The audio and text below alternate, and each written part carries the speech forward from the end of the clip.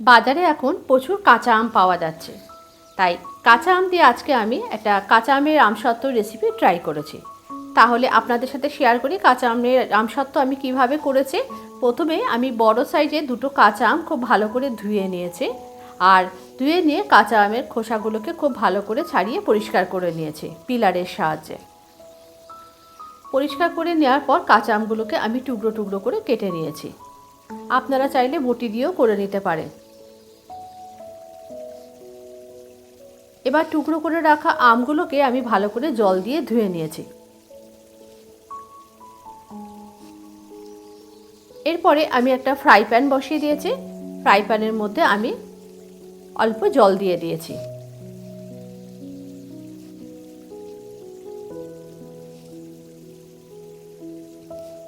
এই কাঁচা আম মধ্যে পুরো যে কাঁচা আম দিয়েই করতে হবে এমন ব্যাপার না, কাঁচা পাকা আম যেটা হয় সেটা দিয়েও করতে পারেন। কাঁচা আমে একটু বেশি টক ভাব থাকে, তাই জন্য কাঁচা পাকা আম দিয়েও করতে পারেন। তো ফ্রাই প্যানের মধ্যে আমি কেটে রাখা টুকরো আমগুলো দিয়ে দিয়েছি, আর অল্প একটু লবণ দিয়ে দিয়েছি।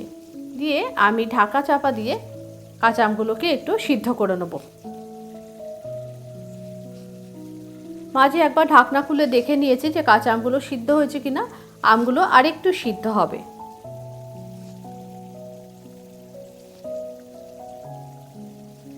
এরপরে আমি আমগুলো বেশ সিদ্ধ হয়ে গেছে, এই সময় একটা হাতা নিয়ে নিয়েছি, আর হাতার পেছনটা দিয়ে এইভাবে আমগুলোকে একটু ভালো করে ঘেঁটে দিচ্ছি।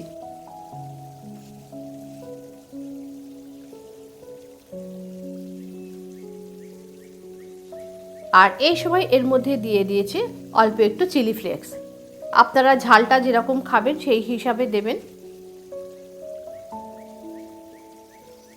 আর দিয়ে দিয়েছে 1 বাটি চিনি। এখানে প্রায় 150 গ্রাম মতো চিনি আছে। দুটো আমের জন্য আমি এখানে 150 গ্রাম চিনি দিয়েছি।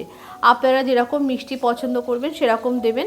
আসলে কাঁচা এই আমগুলো ভীষণই টক, সেই হিসাবে আপনারা যেরকম আম নেবেন সেই হিসাবে আপনারা মিষ্টিটা দেবেন। আর একটু ভালো কালারের জন্য এর মধ্যে একটু গ্রিন ফুড কালার মিশিয়ে দিয়েছি, কেননা কাঁচা আমটা তো একদম সাদা মতো ছিল, একটু গ্রিন ফুড কালার দিলে আমসত্ত্বটা দেখতে ভালো লাগবে। এইভাবে আরও একটু জাল দিতে হবে। চিনির মধ্যে অনেকটা ময়েশ্চার থাকে, সেই ময়েশ্চারটা শুকিয়ে নিতে হবে।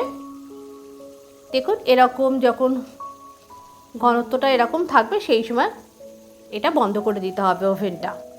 এরপরে একটা স্ট্রেনারে দিয়ে আমি এই কাঁচা আমটাকে ভালো করে ছেঁকে নিচ্ছি। আমার একটা মিহি ব্যাটার লাগবে সেই জন্য। আর কেননা এই কাঁচা আমগুলো তো পুরোপুরি সেদ্ধ নয়, যার ফলে কি মুখে পড়লে খেতে খারাপ লাগবে। তাই জন্য আমসত্ত্বটা যাতে ভালো হয়, খেতে ভালো লাগে, তাই জন্য আমি একটা স্ট্রেনারে দিয়ে আমগুলোকে এরকম ছেঁকে নিয়েছি। আমের পাল্পটা আমি পুরোটা এইভাবে ছেঁকে নিলাম স্ট্রেনারের সাহায্যে। আর এই সময় আমি এর মধ্যে খুব সামান্য একটু চিলি ফ্লেক্স মিশিয়ে দিয়েছি, যাতে দেখতে ভালো লাগে আমসত্ত্বটা। দিয়ে খুব ভালো করে মিশিয়ে নিয়েছি। এরপরে আমি দুটো ছোট ছোট থালা নিয়ে নিয়েছি। থালার মধ্যে আমি খুব ভালো করে অয়েল ব্রাশ করে নিয়েছি। দিয়ে এর মধ্যে আমের পাল্পটা কিছুটা ঢেলে দিয়েছি।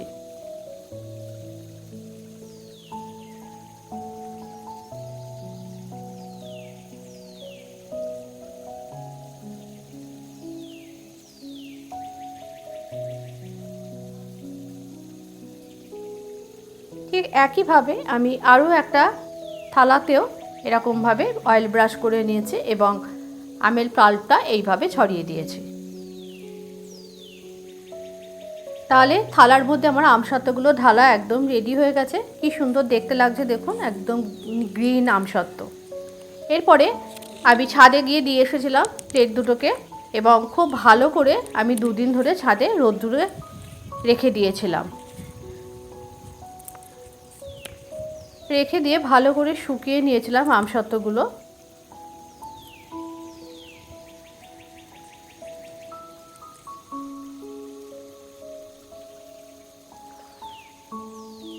এরপরে 2 দিন পরে আমি আপনাদের আমসত্ত্বটা দেখাচ্ছি। দেখুন আমসত্ত্ব দুটো কি সুন্দর রেডি হয়ে গেছে।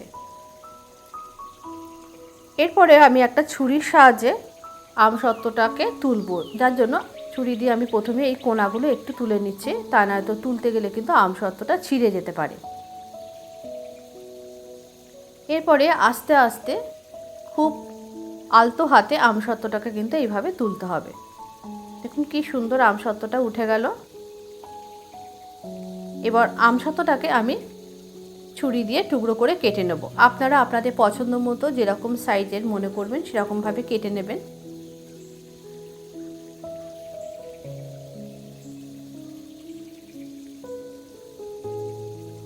আমসত্ত্বটা দুদিনের বেশি আর ছাদে রাখার দরকার নেই। বেশি দিন আবার ছাদে দিয়ে রোদে রাখলে না, তাহলে আমসত্ত্বটা কিন্তু খুব শক্ত হয়ে মরমরে হয়ে যাবে, ভালো হবে না খেতে। এইভাবে ছুরি দিয়ে টুকরো করে কেটে আমি এইভাবে রোল করে নিলাম।